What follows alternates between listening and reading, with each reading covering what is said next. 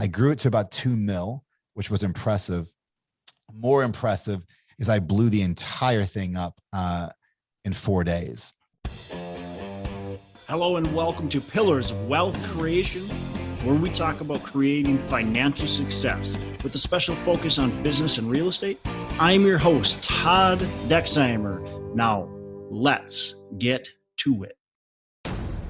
Hello, welcome back to Pillars of Wealth Creation. I'm your host, Todd Dexheimer. Excited today to have Jeremy Delk. Jeremy, how are you doing today?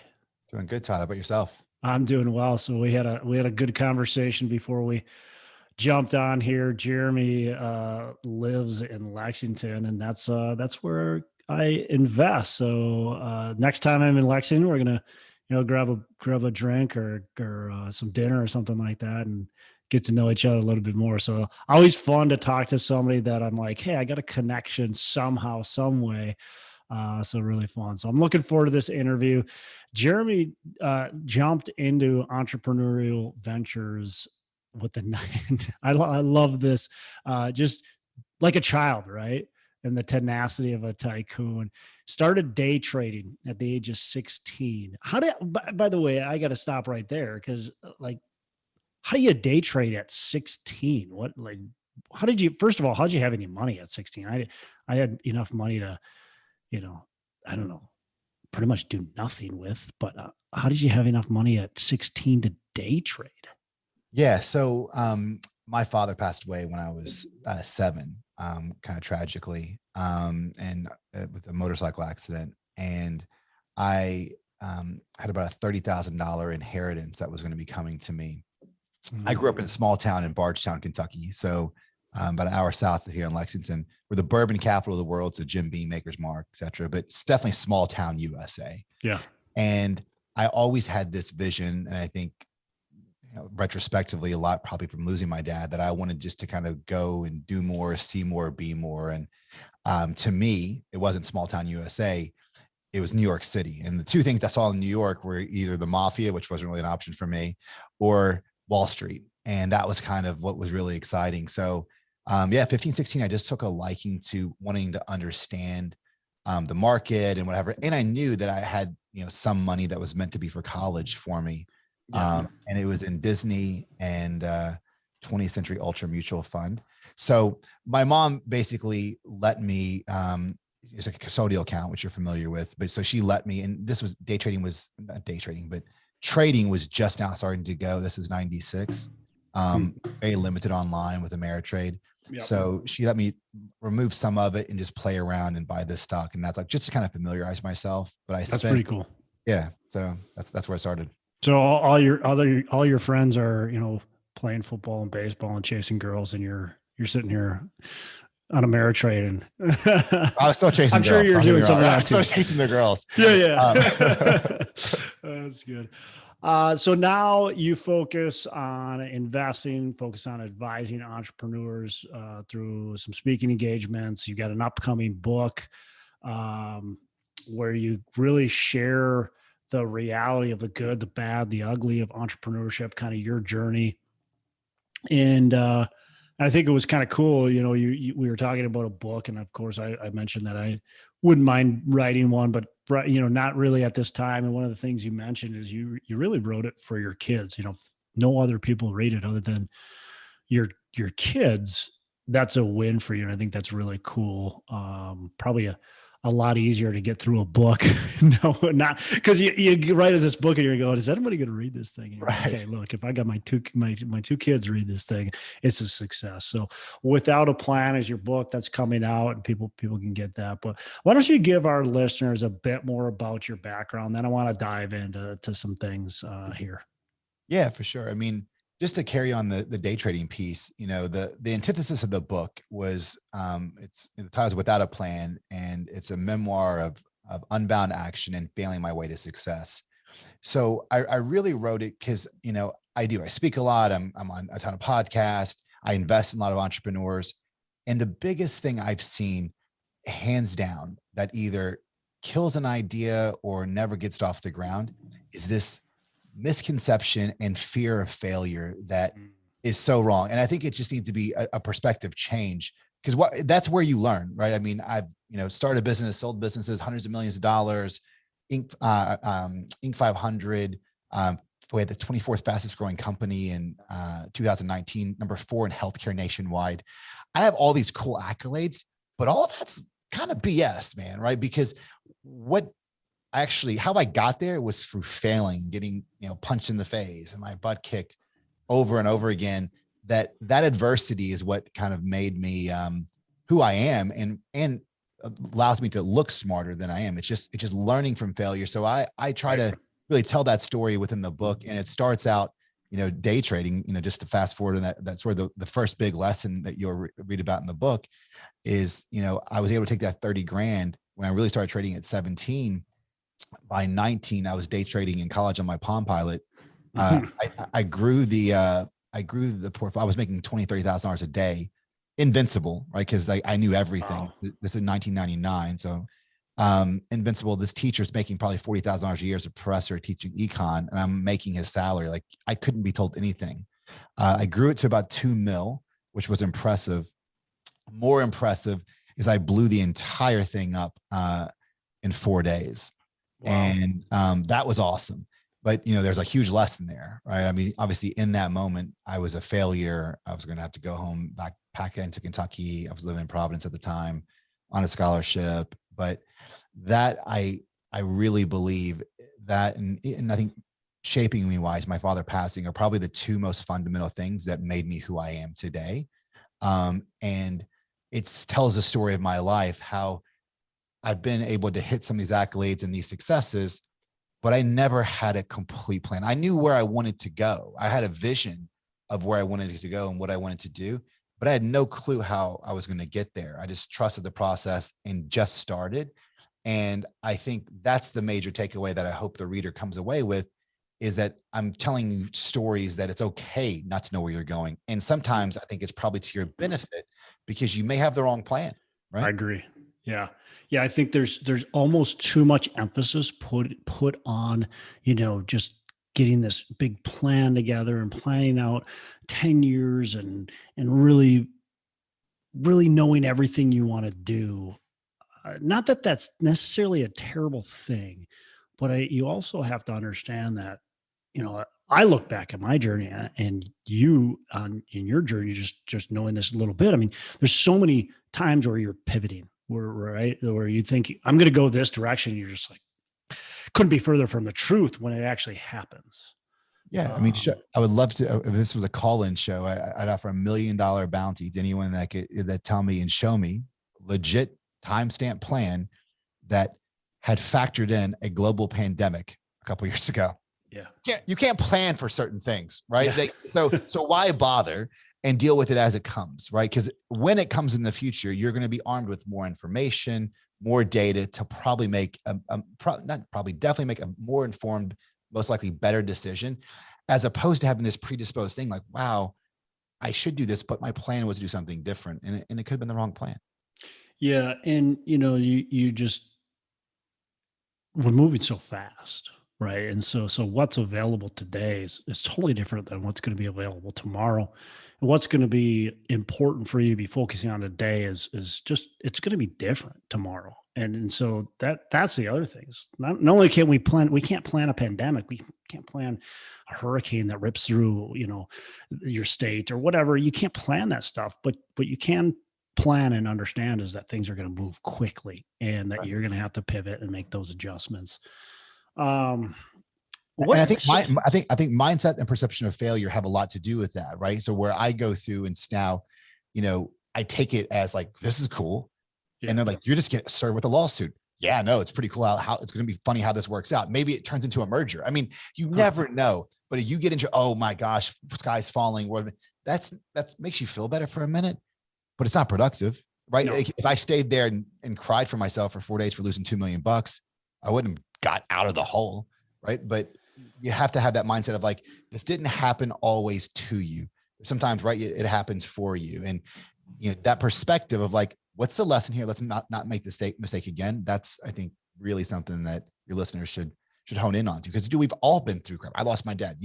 We've all had failures. We've all had loss, but you and I are still here talking. You've got listeners here that are driving or listening or working out this podcast. We've all had crap, but we're still here. Yeah. Probably stronger and more resilient than we were before. Focus on that side of it. Yeah.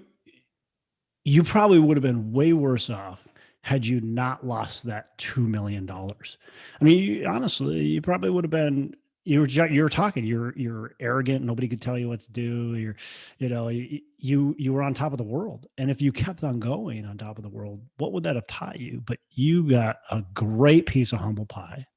You lost it all. I want to know too, like, because what were you? Were you 19? Is that what you said? 19. Well, I mean, so yeah. So what would it have been? I would have lost 20 million when I had 2 kids. Well, there you go. Right. So like, that's because the worst case scenario, I was like, cool, woe is me. I could move back into Kentucky and just go back to my mom. Yeah. Hey, I took a shot and I missed, kid made good, made $2 million and go work in a factory. That was the worst thing that could happen to me. As opposed to the way I look at it, it was the best thing because it taught me humility. It taught me that there is sometimes another shoe that can drop. You're not always the smartest person in the room. The moment you think you are, you should question everything because there's something there. But yeah, and then you just make that choice, and then making that choice and getting through those failures, it doesn't give you a level of cockiness. I mean, maybe I had another hiccup 20 years later, but it gives you confidence that I have been here.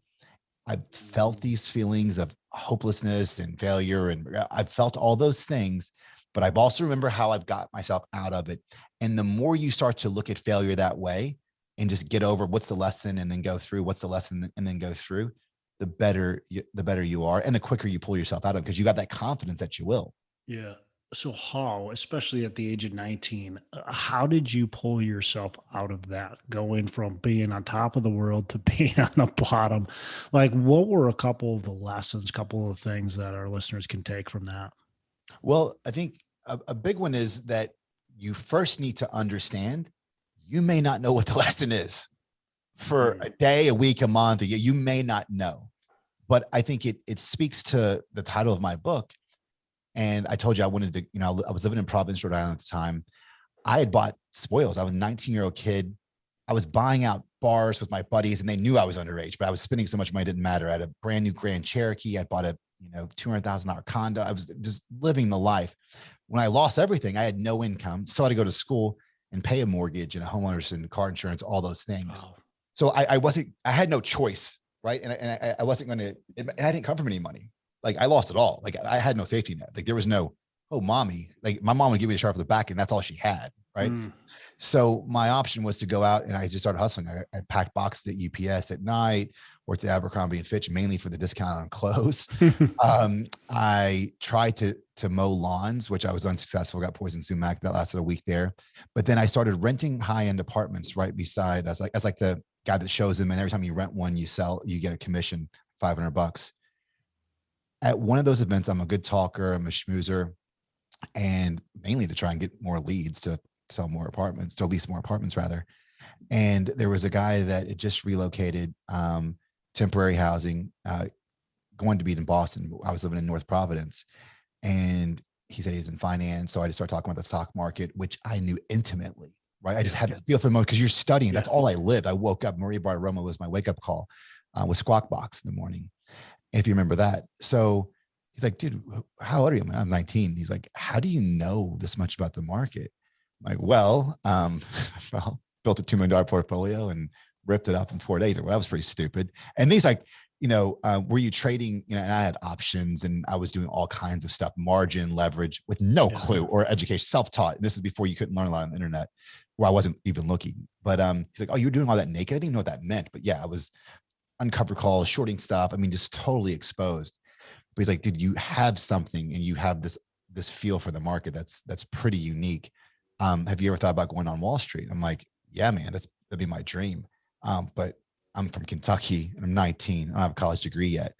And that guy was the head institutional equity trader in Boston for Fidelity Investments. Yeah. Took a shot on me, gave me a job. Passed my 763. I was the youngest broker at the time that ever got licensed. I mean, you can't get much younger because of 18 to be licensed.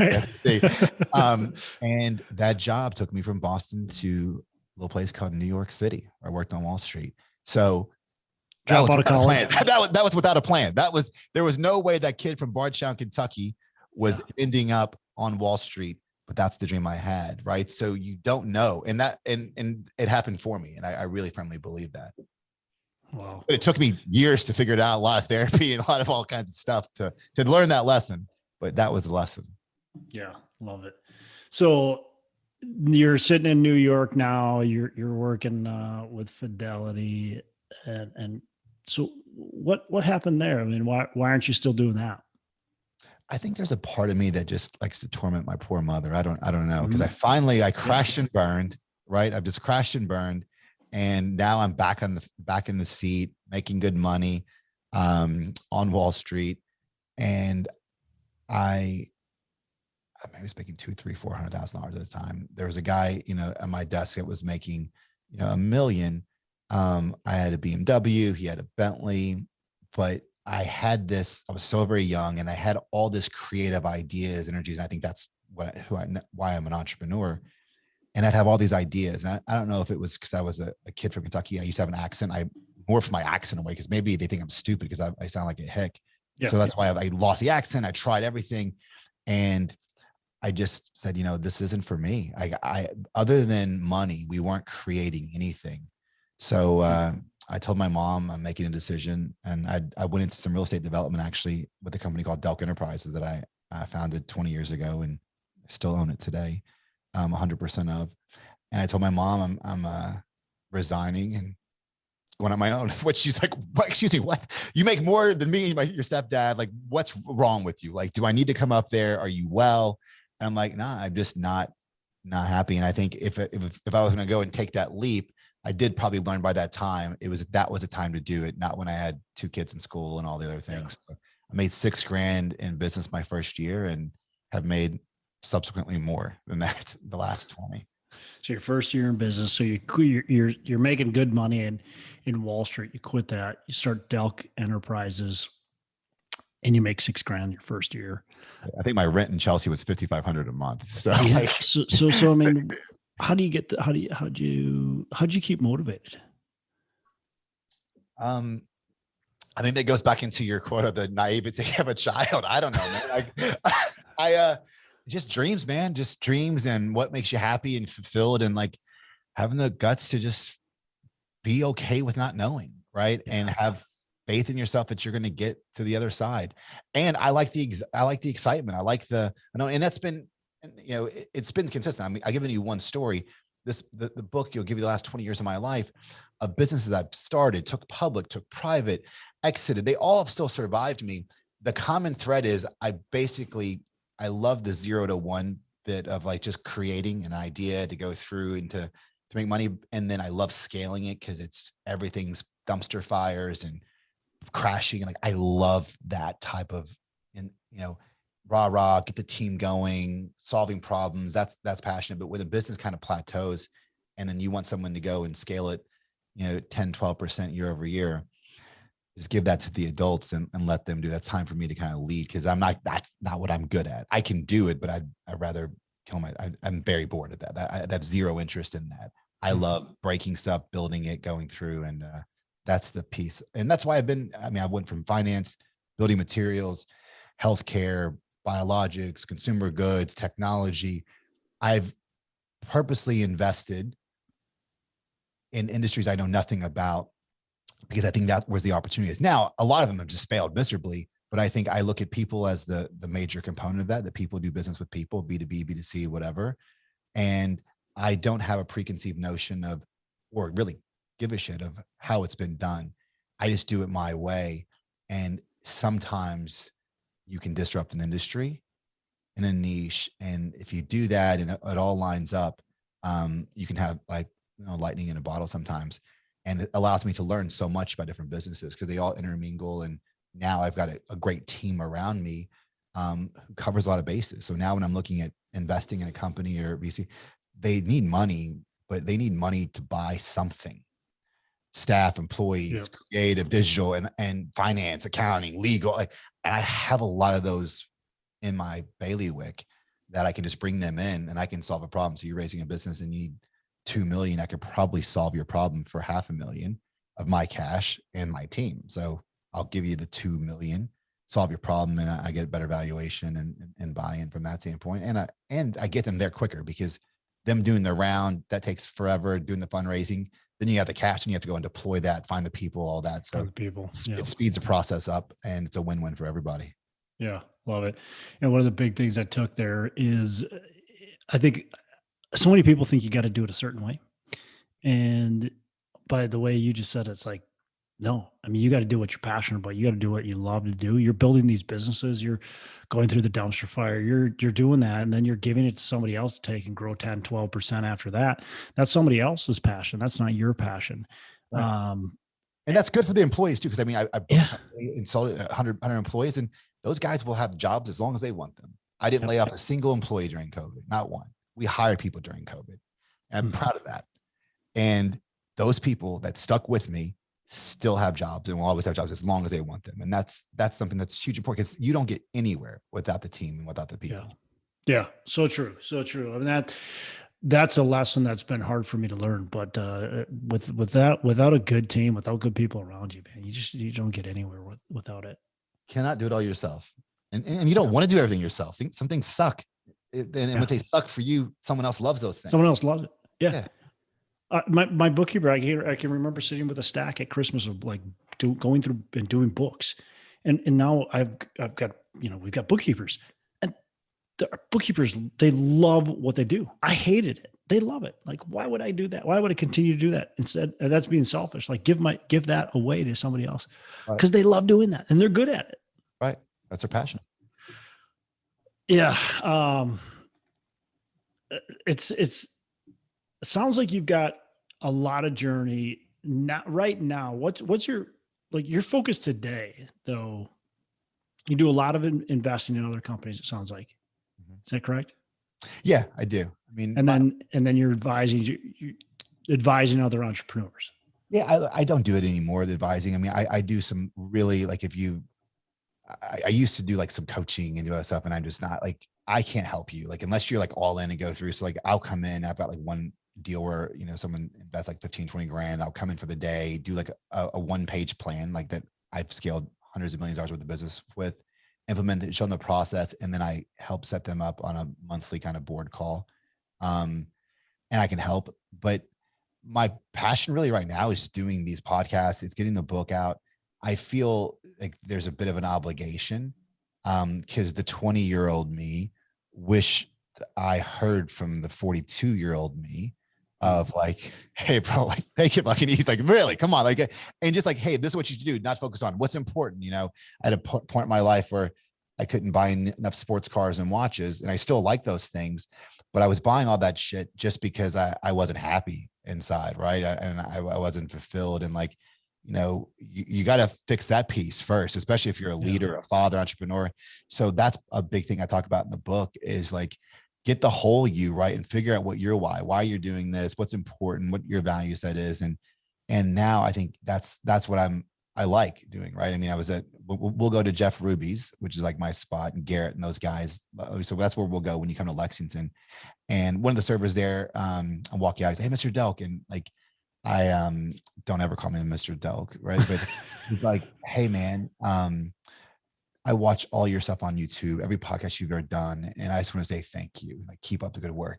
And like, it just touched me so much, right? Because I don't think anyone ever watches these things, right? Like, so like, maybe my mom checks it out, my son, right. But like, it just, that is enough for me. Cause I don't think, unless you're giving me a check, Todd, I haven't seen one yet, or one, but I don't get paid to do this crap. Right. Yeah. But I feel it's a responsibility. And like a buddy of mine, Roland Frazier, who's great speaker, great guy. He said, Jeremy, you don't value what you know because you know it. And that really hit me. Right. So I think it's an obligation to someone that's been down a journey, and everything I've done. I've had some really bad stuff. I'm not a great guy on all things. I've had struggles, but that's what the book, like, dude, you're going to get the full me. And there's a part of me and you, and just like all of us. Right. And we're all humans at the end of the day. And I think that's my hope, is that you can take some small lesson. And if it helps you personally, financially, emotionally, however it helps, That's my passion. Through that, yeah, I get deal flow and, hey man, I'd like to partner JV. Like that stuff's cool to me. And I like learning. And if it's the right deal, I'd love to get involved. But for me, it's just, yeah, I'm having fun doing this stuff. Yeah, I think it's so easy to devalue yourself, right? Because that's just what you do. You're like, it's no big deal, right? You've been doing it for so long. For you, it's just second nature. It's no big deal. It is what it is. But for other people, they're like, dude, you went through this. You lost $2 million at 19, and yet you didn't, you didn't let that hold you back, and you're making good money on Wall Street, and then you went and quit your job and started your own company making $6,000 the first year, and that didn't tell you to go do something else, like go get another job. Like, are you freaking kidding me? How did you go do that? Well, speaking of that, like how do you go do that? That person that's sitting here like listening to this, like, man, this is inspiring. But I've got a great job, but I really want to do my own thing. I've got this idea or that idea or whatever it is. How does that person get out of that kind of zone and move into hey, we're just going to go out and do it, and we're going to make $6,000 the first year, and you know what, that's okay, because we're going to make 20,000 the next year and 100,000 a year after. Right. Now, it's a great question. And I think the reality is, first you need to start with the why you want to do something, right? I love Cuban and Damon and Shark Tank. But I think they've kind of done entrepreneurism a bit of a disservice. Maybe this is controversial. I don't believe that everyone's an entrepreneur. Yeah, I agree. And it needs to be. So first thing is, why do you want to do it? And you have to go through, like, if it's just to watch some stupid influencer on his plane, like, flexing all this stuff, then that doesn't make you happy. Like, I promise you, it doesn't make you happy. Nope. So why do you really want to do it? So understand your why and what it is, and you want to be passionate about popsicles and whatever it is. Like that's I think the first piece. And I'm not saying you have to be like me. I have a lot of issues, right? I think I've got a super high degree of risk and or a low risk tolerance, and I just kind of go at things. But you also can define what success is. Like, you don't need to have the idea to be a billionaire or build a billion-dollar company. Like, what does success mean? Maybe it's building a $400,000 business and you make $100,000 a year, but you can pick up your kids at school and drop them off every day, which is important to me, something I want to do. Yeah. Take the kids to football and lacrosse, or go up we're at a race weekend. My son races go-karts, and I'm going to be there racing go-karts all weekend. That is what success has afforded me. And it's that time that's important. I don't need to be a billionaire to get those things, and neither do you. So I think it's just getting started, and whatever that risk tolerance. For me, it was walking away from a 6-figure job and, willing to eat through a lot of savings. And I did that because I needed it. Otherwise, I wouldn't be motivated. If I had the safe income, so that's why I did it. I usually cut off my income, starve myself, and force me to go and feed myself. Even though I know I have other assets, I will start a new company and I won't take a salary. I won't take distribution. I have to go and create more money. We talked about this in the, I don't believe in earned income, even though I've been pretty good at it. I only believe in passive income that's going through to help run my stuff. New business, I cash starve all of them. Raising capital and doing all these things, it takes a long time. You can build a proof of concept. You want to do a test group. I think every human's on social media to a degree. Ask your friends. This is my idea. You can just get started, and it doesn't need to be all in, but get started and then define, hey, I want to go and do this for 3 months at nights and weekends. And if I can get to this point and get $5,000 a month in it, I'm going to quit my job, because then I can put more time into it. Just make a deal with yourself and then just do something. But, analysis by paralysis and just not getting going, you will never get there. And I think that's the death of so many good ideas, companies, and founders. Yeah. I mean, there's so many things in there that resonate with me. The first part, though, I think is so true. There's this big push for a lot of people. I think becoming an entrepreneur has became really attractive over the last several years because of social media, because of some of these people that you mentioned. It's like it's like the sexy new thing to do. Yet, like you said, it's not for everyone. It just isn't. It sucks, man. It sucks. It's lonely. I mean, who am I going to, like, I couldn't help, my mom couldn't help me out when I lost 2 million. My mom can solve my problems now. Like, who do I go to? Who do you ask? Then, more importantly, you're the founder, owner, CEO of these. You can't be scared. You've got to lead them through. I mean, I had a huge regulatory thing that was cost me millions. I was scared out of my mind, completely petrified, but I had 110 employees. Yep. They And didn't you see got to shit. show up every day. Come up, stoic. Let's do Yep. this. When I get worried, you can get worried. I was shitting myself. No one knew that. Yep. Because if they saw me panic, they panic, right? And that's your responsibility, which is a lonely, lonely place to be. Yeah. So, Yeah. but it has all the benefits in the world. I love it. I love what I do, and it's the best thing. But it isn't for everybody. It's not for everyone, right? Yeah. So, all right, couple last things. What's a like a daily habit, something you do that really helps ground you, helps get you motivated, get you ready to go? I think I'm not the biggest daily habit guy, but I mean, I do work out. I think, your health is what you have, right? Health is wealth.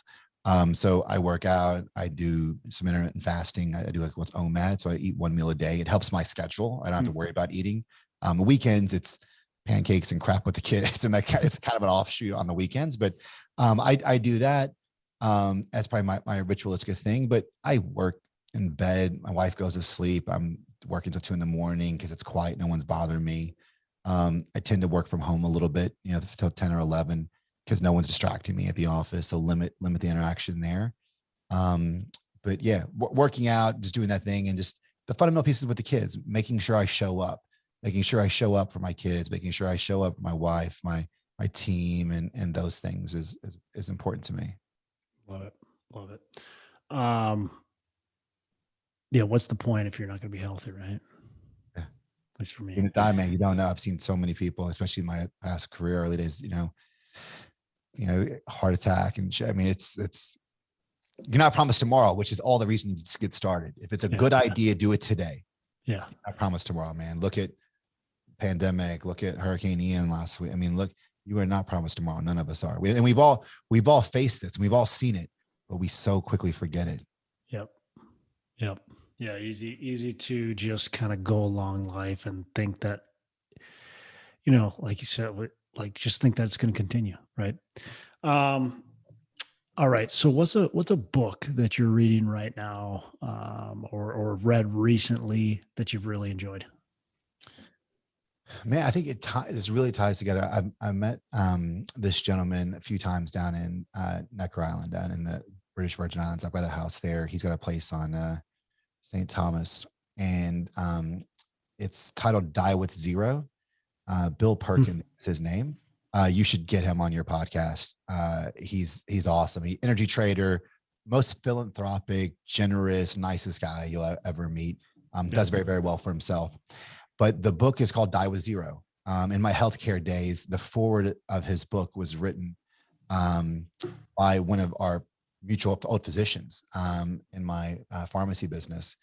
And this physician's high-end Beverly Hills doctor that's every A-list celebrity, everything. And he asked Bill this question that he asked all of his patients, because everyone has a lot of money. They're scared of losing all the money or dying with it. He's like, do you fear running out of money before you die? Was the question that he asked all of his patients. And Bill says, I hope I do. Otherwise, that would just be a tremendous waste. And it just threw him with the question. So the pretense of it is, die with zero. And it's not being irresponsible, but the idea is like, hey, if you want to, give money to your kids will be impacted by money that you're going to leave them more at 25 when they get married and try and buy their house than they are at 55. If you want to leave money to charity and be philanthropic, your charity can use your money today more than it can in 20 years. So it's really that pretense about, he's got these things called time buckets in the book. And right now, and I talked to him on one of my birthdays and I asked him about kids. That was my biggest thing that wasn't in the book that I got some really good advice from him on, and how to set them up. But he's, I think he's in his 50s. He just got remarried in his late 40s, early 50s. But on his time bucket now, he's doing Machu Picchu. And he's doing all these walking tours in walking cities because he can do it. How many people do you know saved for retirement in Minnesota till they're 65, and now partner, spouse died, cancer, wheelchair, and you can't go. So go and do those and have those experiences now. Like among his friends, he calls himself he's like the honorary billionaire because he's on, yachts, he's doing all those things, but he is spending it because he's taking those things. And the biggest prolific component, you hear it all the time. You can't take money to, there's no U-Haul Brinks truck when you die, but when you're 80, 90, 100, wherever you are, and you're in a nursing home, whatever, all you have left, it doesn't matter about the money. It's what you have in those memories in your head and those experiences. Yeah. Yeah. It's how you showed up, right? It's how you showed up every day, and the people that you affected, people that you're around. It's what you did in your Yeah. life. It's not the money in your bank account. You never hear it. You Yeah. never hear it. Like Steve Jobs, gave that, whatever that talk when he was sick and dying. And it wasn't about, he's so proud of how much money he made. That wasn't at all about it. It's about the things he should have done and things he did in his life. And that's what people talk about. Yeah. For sure. Um, you've talked a little bit about your book. Anything else you want to mention with your book? Yeah. I mean, I would love for you to actually get my book. So launched November 8th. I will have an audio book that probably comes out next year with it as well. But I want someone just to go through and take the time. When you have time, just read it and just don't care. I'm no one special. Right? I'm a small town USA kid, Nowheresville, America. I'm not special. And I went through some tough times and some adversity, just like everyone else has. And just get started, right? I think that's the idea. You don't have to have it all figured out. Whatever your dreams are, don't let anyone ever tell you you can't get there, right? They're talking about themselves, not you. Like just get started and go for it. I think that's the biggest piece. You're not promised tomorrow, and you just do what you love and really know your why, right? I mean, why you want to do this, and that's different for everybody. And because of that, you shouldn't compare yourself to anybody else. Yeah, so true. So true. So without a plan, coming out in November, you said? Yeah, November 8th. Amazon, or all the bookstores, etc. Sweet. Well, man, Jeremy, it's been a lot of fun, and you are special. I mean, you've done a lot of cool things. You've grown some awesome businesses, and you've written a book now, which is super cool. And so you've done a lot, and you've had a lot of experiences. One of the big takeaways is that fear of failure kills ideas and businesses, kills dreams. And so you've got to get over that. We all have fears. You mentioned not that long ago, you were freaking scared, right? So the things were happening and it wasn't, but we all have fears, but you got to get over it. You got to push through them. You've got to look beyond those fears. So super powerful. I really appreciate having you on. I've got one more question before I wrap up. What are your 3 pillars of wealth creation? So what's worked for me historically is not the market. So after that, I've just, other than having money for my kids in a 529 plan that I just threw away because of the tax reasons to do it, I have no money in the market. That's a lie. I got some money in 23andMe, but I'll go pre-IPO. So I was pre-IPO and an early investor in Airbnb, Uber, 23andMe. Once the lockup periods are done, but 23 is just dumped because it was a SPAC. So I haven't sold that one yet, but very rarely am I ever keeping anything after it goes public. And that's mainly because I can't do anything to influence it. And I don't have the time nor interest in studying these companies and markets like I used to. It's not worth it. So for me, all of my money, all of my value creation has been in this, Peter Thiel's another great book you should read, 0 to 1, has been in that creation phase, right? Because I can take something with little capital, break them, 10 out of 11 of them fail, but one of them doesn't. And then now you've got $1 million, $10 million, $100 million business. Yeah. And then it just happens, right? So you've got that, but then you have, we talked about this earlier, what you do in real estate. I believe that's the key, right? The more stuff you can get passive income, that's, inflationary proof, all those pieces where you're just getting that in. So all the businesses I own, I don't lease $1. I don't lease anything other than to myself. So I want to start a company. I'm buying another building or putting them in my other building. So go through that way. That company isn't maybe making money, but it's got enough money to pay me rent. I sell it. It's still likely paying me rent because that's where the employees are, et cetera. Yeah. So I try to have these big wins and hits financially on an exit or a recap of a business. pour that money into passive real estate, commercial or residential real estate, and then get that and then just live off of that and then just reinvest everything else and kind of keep it going. And then as time goes by, you can start paying yourself with more because you get more passive income going through. And then it goes to the more important thing, which is Bill's book, man, experiences.